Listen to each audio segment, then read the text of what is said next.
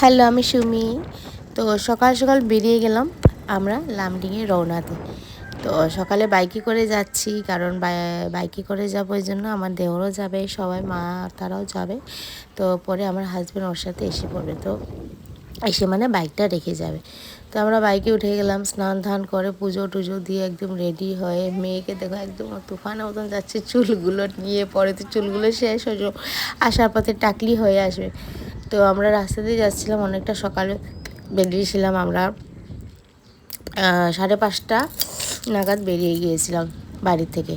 তো শর্টকাট করে যাচ্ছিলাম যাতে একটু জলদি পৌঁছাই, যাতে স্টেশনে গিয়ে টিকিটটা চট করে আমি কেটে নিই, কারণ যে আগে যায় সে টিকিটটা যদি কেটে নেয় তাহলে আরও মানে সুবিধা হয়ে যায় আর কি, জলদি হয়ে যায়।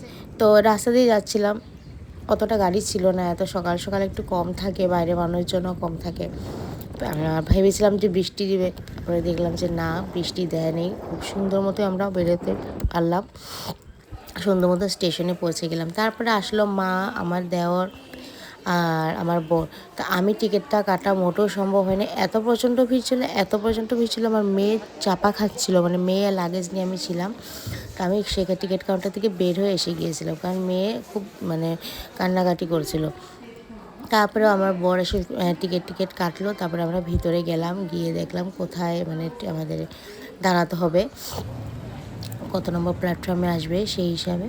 তো গেলাম, সেখানে গিয়ে দাঁড়ালাম। তো আমাদের ট্রেনও এসে গেছে, দেখো ট্রেন বেশি টাইম লাগেনি, এসে গেছে। তারপর মাতারকে টাটা বাই বাই করে আমরা ট্রেনে বসে গেলাম। তো ওখানে যারা যারা ছিল তাদেরকে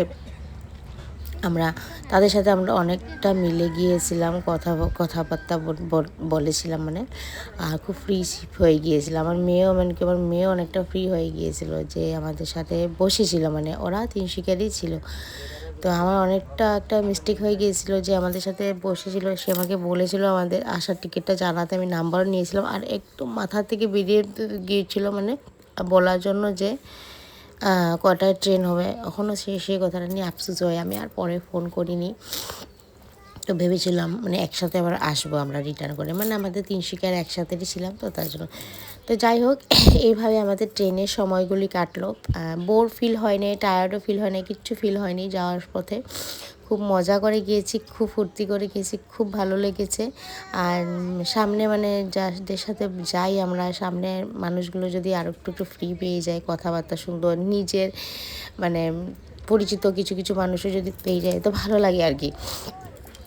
তো ওদের মাঝখানে বসে আমরা যাচ্ছিলাম, এইভাবে কিছু কিছু ভিডিও ক্লিক করলাম তোমাদের সাথে শেয়ার করার জন্য, কারণ আমার ভালো লাগে তোমাদের সাথে ছোটো ছোটো ব্লগ, কিছু কিছু মানে জিনিস তোমাদের সাথে শেয়ার করি আর তোমাদেরকে দেখাই। তো মেয়েকে নিয়ে, মেয়েও অত একটা উৎপাত করেনি, সত্যি কথা বলতে গেলে অত একটা কিছু উৎপাত করেনি। তো ফাইনালি আমরা লামডিং পৌঁছে গেছি। পৌঁছে আমরা বান্টিদাকে ফোন করলাম, মানে আমার ফ্রেন্ডের বর বান্টিদা। তো বান্টিদাকে ফোন করলাম, ফোন করে বান্টিদা আসলো। বান্টিদা সকালে উঠে গিয়েছিল আমরা আসবো বলে। বান্টিদা এসে আমাদেরকে পিক করলো, পিক করে নিয়ে গেল। আর মেয়েকে কি বলবো, মেয়েকে দূর থেকে বান্টিদা হাত দেখিয়ে বলল 1 2 3 এরকম করে বলে, আর ও ঝাঁপিয়ে চলে যায়। তো ফাইনালি ওদের ঘরে যাওয়ার জন্য বান্টিদা অটো ডেকে দিল। তো আমি আগেরবার এসেছিলাম, তো আমার মনে নেই, সত্যি কথা বলতে গেলে আমার এত মনে থাকে না কোন রাস্তা দিয়ে কোথায় যেতে হবে, কোন দিক দিয়ে কি, এগুলো আমার মনে থাকে না। তো আমরা বসে গেলাম। তো আমি মানে বান্টিদা আগে সব সময় কী করে ভাড়াটা দিয়ে দিই, তার জন্য সবসময় ভাড়াটা দিয়ে দিই, খুব ভালো লাগে না। তো আমরা আগেই মানে ভাড়াটা বের করে রেখেছিলাম, বর বললো যে আগেই বের করে রাখো, আমি দিয়ে দেবো। তো ওই জন্য ওকে 5টা দিয়ে দিলাম, বললাম যে আগে দিয়ে দেবে বান্টিদা দেওয়ার আগে। তো সেটা তো বলা ব্যর্থ হলো, মানে বেকার হলো আর কি আমাদের। আমরা কি ভাড়া দিব, আর বান্টিদা যে অটোকে দিকেছিল সে অটোটা নিলই না আমাদের থেকে ভাড়া আর কি।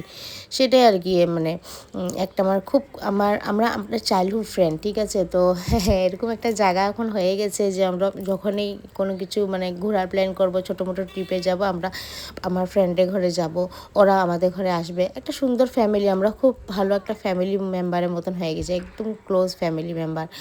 হ্যাঁ, দাদা বোন হিসাবে আমাকে খুব মানে আদর যত্ন করে বান্টিদা। আর আমার হাজব্যান্ডকে মানে দাদা হিসাবে আমার ফ্রেন্ড খুব মানে ওকে সম্মান করে, তার জন্য খুব ভালো লাগে ওদের ঘরে গিয়ে। তো ফাইনালি ওদের ঘরে পৌঁছে গেছি। দেখো আগেরবারও তোমাদের সাথে আমি শেয়ার করেছিলাম ওদের ঘরটা এভাবে, অনেক কিছু শেয়ার করেছিলাম, তোমরা পেয়েছো হয়তো ভুলে গেছো, 1 বছর আগের কথা তাই। তো এই রুমটাতে আমরা সব লাগেজ টাগেজ রেখে দিয়েছি, এখানে রেখে ওদের মানে একটু জয়েন্ট ফ্যামিলি, শুধু খাওয়া দাওয়াটা আলাদা কিন্তু ওরা সবাই একসাথে মিলে খুব সুন্দরভাবে থাকে। তো ফাইনালি এসে গেছি। আর আমার ফ্রেন্ডের সাথে দেখা করবো ভেবে, আর ও আমাকে কি বকা দিল যেন, আমাকে বললো যে ও তুই ভিডিও করছিস, হ্যাঁ ভিডিও করছিস, আমাকে আগে কেন বলিস, তুই ভিডিও করছিস আমাকে আগে কেন বলিস নি, আগে বললে আমি কিছু একটা মানে ওরকম ভাব দিতাম তোকে। আমি বললাম আরে ছাড় বাদ দে, কিছু না। তো ও ওয়েট করছিল পুরো, ও তো পাগলের মতো ওয়েট করে, আমি গেলে আমি আর আমার মোনাকে আর আমাকে মানে মানে পাগলের মতো, মোনাকে তো মানে বলতেই নেই, এতটা মানে ওকে নিয়ে এতটা ওকে পাগল, ওরা দুজন, ওরা মানে হাজবেন্ড হয় দুজন, আমার মেয়েকে নিয়ে এতটা পাগল। তো যাই হোক ওদের ঘরে পৌঁছে গেছি, বাকি ব্লগ তোমাদের সাথে পরে শেয়ার করবো, বাই বাই।